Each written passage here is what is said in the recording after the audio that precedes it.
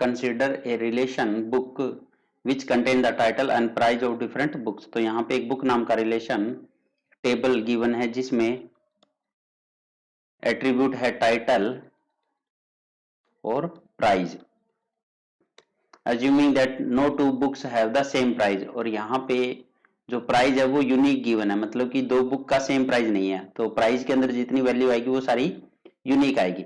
अब आपको इस क्वेरी का आउटपुट बताना है। क्वेरी क्या है? Select title from book as B. तो बुक एज बी का मतलब होता है बुक का रीनेम करके इसने बी नाम दे दिया, इस वाले टेबल का नाम बी है, ठीक है। अब वेयर क्लाउज में क्या है? Select count from book as T. अब एक सेम टेबल है, इसका रीनेम करके टी दिया, मतलब एक और टेबल मान लो वो भी सेम ही है बट इसको रीनेम कर दिया टी से। Where T dot price greater than B dot price. तो अब ये क्या कर रहा है, देखो इस वेयर के अंदर ये वाली क्यूरी, इनर क्यूरी जब रन होगी और इसमें काउंट, एक वैल्यू काउंट करके देगा हमें, तो ये जो वैल्यू है वो कंपेयर की जाएगी लेस देन 5। अगर वो लेस देन 5 हुई तो ये जो बाहर वाली क्यूरी है इसका एट्रीब्यूट टाइटल हम सिलेक्ट करेंगे, ठीक है, और उसके अकॉर्डिंग हमें आउटपुट मिलेगा। तो चलो देखते हैं क्या करता है। तो पहली चीज तो एक टेबल बना लेते हैं, एक रफली एक टेबल क्रिएट करते हैं यहाँ पे। तो no two books have same price, तो यहाँ पे दो बुक का प्राइस सेम नहीं है। तो टाइटल मान लो कोई भी टाइटल है, जैसे A B C D E F G. Price मान लो इसका 100 है, ये 120 है, 140, 160, 180, 200 और 220। अब इस टेबल का नाम बी है। अब सेम ही टेबल है उसका रीनेम करके इन्होंने टी दिया है, तो सेम ही रहेगी, टेबल चेंज नहीं हो रही है यहाँ पे। इसमें भी मान लो टाइटल और प्राइस, इसमें भी आपका टाइटल वही सेम है, डी ई एफ और जी, और प्राइस आपका 100, 120, 140, 160, 180, 200 और 220। तो यहाँ पे दो टेबल आपके सामने आ चुकी है बन के, यहाँ दोनों सेम ही है बट एक का नाम बी है एक का नाम टी है। अब ये देखो अंदर वाली क्वेरी क्या करी है, T dot price greater than B dot price. तो पहले बी डॉट प्राइस आपको पता होना चाहिए तभी तो कंपेयर करोगे ना टी डॉट प्राइस से। तो बी डॉट प्राइस, बी वाले टेबल से एक प्राइस सिलेक्ट कर लो, जैसे मान लो यहाँ पे बी प्राइस, एक कोई भी एक प्राइस ले लो, फर्स्ट टाइम के लिए 100 लिया हमने, तो यहाँ पे इसकी वैल्यू क्या हो चुकी है आपकी 100, तो यहाँ पे 100 आ गया आपका। अब टी डॉट प्राइस, अब टी डॉट प्राइस एक एक करके उठाएंगे और कंपेयर करते रहेंगे, ठीक है। तो टी डॉट प्राइस, पहला प्राइस उठाया हमने 100 ही, तो 100 ग्रेटर देन 100 नहीं है, तो मतलब ये काउंट कर रहा है ना। देखो अंदर वाली क्वेरी, जब ये वेयर क्लाउज है, ठीक है, तो यहाँ पे की काउंट कर रहा है, मतलब ये कंडीशन जब ट्रू होगी तो ये काउंट कर लेगा, उस वाली रो को काउंट करेगा जब ये कंडीशन ट्रू होगी। तो पहली वाली कंडीशन में क्या हुआ, 100 हमने सिलेक्ट किया और यहाँ पे भी 100, 100 ग्रेटर देन 100 नहीं है, तो मतलब ये वाली रो काउंट नहीं होगी, ठीक है।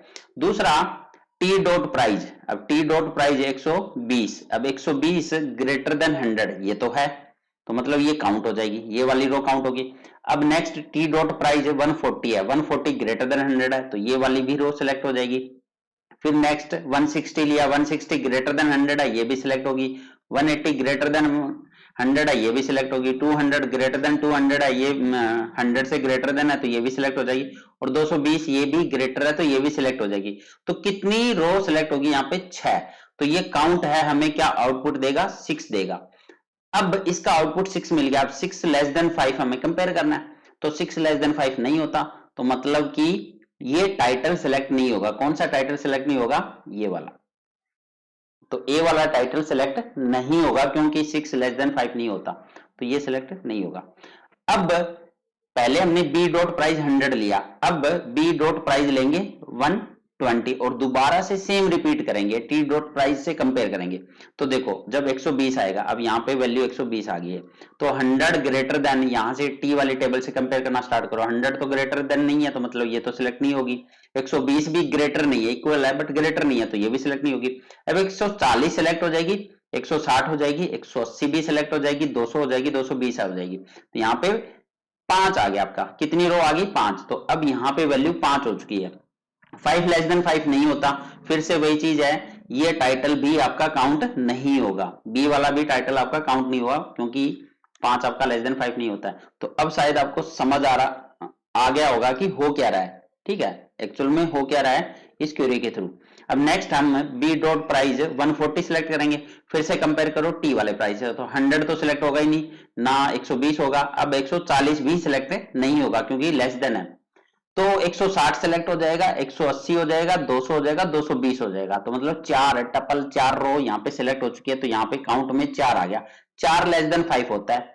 अब टाइटल सिलेक्ट हो जाएगा इसका क्योंकि ये कंडीशन ट्रू हो चुकी है ना, तो काउंट 4 लेस देन 5 आ गया, तो ये वेयर क्लॉज आपका ट्रू हो गया, तो टाइटल सिलेक्ट कर लेगा, मतलब कौन सा टाइटल, सी वाला। तो एक टाइटल हमारा सिलेक्ट हो चुका है, मतलब एक बुक का टाइटल सिलेक्ट हो चुका है। अब next B dot price change करो, 160 आ गया, फिर से कंपेयर करो टी वाले से, तो 100 नहीं होगा, 120 भी नहीं होगा, 140 भी नहीं होगा, 160 भी नहीं होगा, क्योंकि हमें ग्रेटर देन चाहिए, तो 180 हो जाएगा, 200 हो जाएगा, 220, तो 3 रो सिलेक्ट हो जाएगी। अब यहाँ पे 3 आ गया, 3 लेस देन 5 होता है, फिर से वही कंडीशन ट्रू होगी, तो टाइटल सिलेक्ट हो जाएगा। तो शायद अब आपको समझ आ गया होगा कि हो क्या रहा है और अच्छे से क्लियर हो गया होगा। नेक्स्ट 180 करेंगे, तो 180 करेंगे तो पहले 180 तक कोई भी प्राइस आपका सिलेक्ट नहीं होगा, बट 200 हो जाएगा, 220 हो जाएगा, तो 2 टपल आपके सिलेक्ट हो गए ना। अब तो यहाँ पे 2 आ गया, 2 लेस देन 5 होता है, फिर से इसका टाइटल सिलेक्ट हो जाएगा।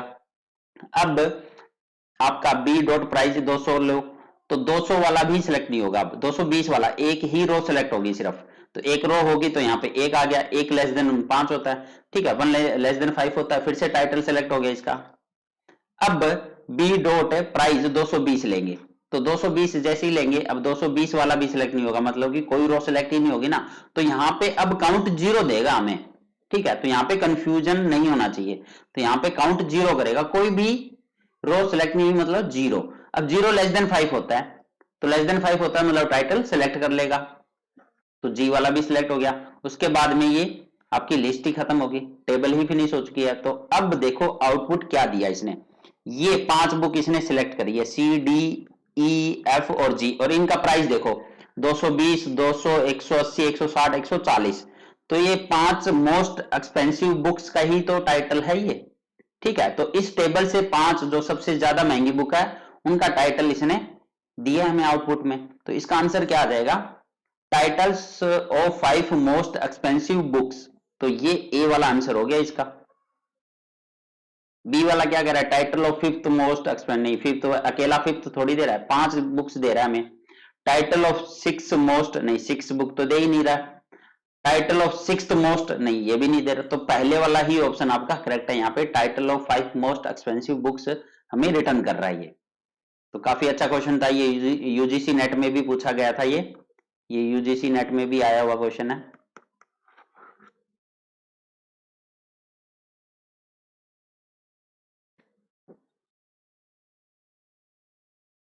In SQL is an aggregate function, अब इन चारों में से आपको एग्रीगेट फंक्शन बताना है कौन सा होता है। सेलेक्ट एग्रीगेट फंक्शन नहीं होता, क्रिएट ये भी नहीं होता, मॉडिफाई ये भी नहीं होता, तो एवरेज आपका एग्रीगेट फंक्शन होता है। तो ये बार बार क्वेश्चन रिपीट हो रहा है, जैसे काउंट हो गया एग्रीगेट फंक्शन होता है, एवरेज एग्रीगेट फंक्शन होता है, मैक्स एग्रीगेट फंक्शन होता है, मिनिमम एग्रीगेट फंक्शन होता है, सम एग्रीगेट फंक्शन होता है। तो फंक्शन होते हैं ये सारे एग्रीगेट फंक्शन, तो ये 5 ही होते हैं, तो इसका आंसर हो जाएगा आपका सी।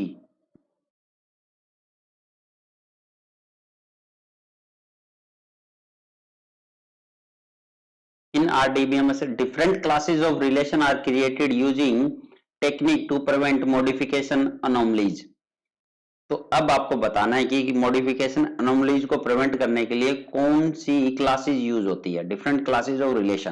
तो इसका आंसर क्या होगा, देखो पहला कह रहा है फंक्शनल डिपेंडेंसी, देखो फंक्शनल डिपेंडेंसी तो हो नहीं सकता क्योंकि ये एक टाइप का कंस्ट्रेंट होता है जो डिस्क्राइब करता है relationship between attributes in a relation, तो ये तो आंसर नहीं होगा।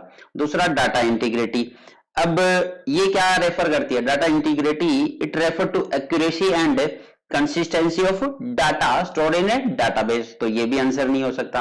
रेफरेंशियल इंटीग्रिटी, अब ये क्या होता है, तो it is a relational database concept which state that the table relationship must always be consistent, तो ये भी आपका आंसर नहीं हो सकता। तो आंसर बचा क्या, नॉर्मल फॉर्म। नॉर्मल फॉर्म हम किस लिए यूज करते हैं, it is a process of organizing the data in the database to avoid data redundancy, insertion anomaly and updation anomaly या deletion anomalies। तो ये prevent modification anomalies जो आती है इसके लिए हम नॉर्मल फॉर्म ही यूज करते हैं। और कौन कौन सी नॉर्मल फॉर्म यूज होती है? First normal form, second normal form, third normal form, आपने ये सारी पढ़ी होगी, BCNF।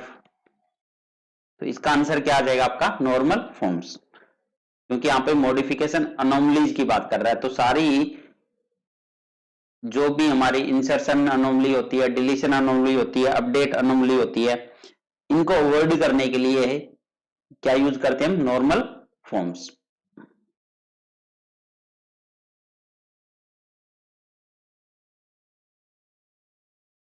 SQL command changes one और मोर फील्ड्स इन ए रिकॉर्ड। तो कॉलम या फील्ड, बात एक ही है, ठीक है। कॉलम को अगर चेंज करना हो आपको, या फील्ड को चेंज करना हो, या एट्रीब्यूट को चेंज करना हो, ये सारे सेम ही चीज है, तीनों ही सेम चीज है आपके। तो कॉलम के नाम को चेंज करने के लिए, फील्ड के नाम को चेंज करने के लिए, या एट्रीब्यूट को चेंज करने के लिए हम कौन सी कमांड यूज करते हैं? तो इसमें हम यूज करते हैं मॉडिफाई कमांड। कौन सी कमांड होती है? मॉडिफाई। और ये ऑल्टर कमांड के साथ में यूज करते हैं हम, ऑल्टर के साथ में। तो इसका आंसर क्या आ जाएगा आपका? मॉडिफाई।